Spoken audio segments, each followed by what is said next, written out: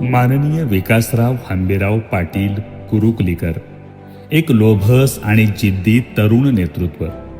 होय, वयाच्या अवघ्या 20व्या वर्षापासून वडील कैलासवासी हंबीरराव पाटील यांच्या विचारांचा वसा आणि वारसा जपताना अल्पावधीतच आपली एक वेगळी ओळख निर्माण केली आहे. अगदी लहानपणापासूनच त्यांच्यामध्ये नेतृत्व गुणांची झलक दिसत होती.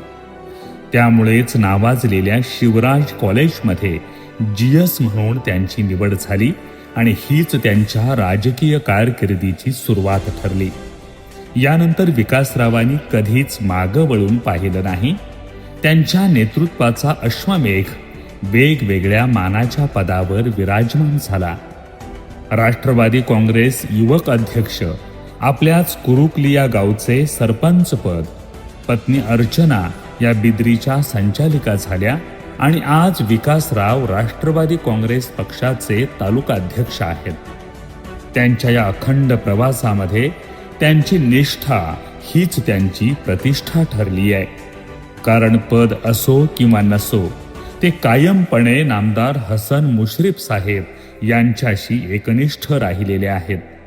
मुश्रीफ घराण्यावर असणारी प्रचंड निष्ठा गेल्या 25 वर्षांपासून प्रत्येक परिस्थितीत कायम राहिली आहे.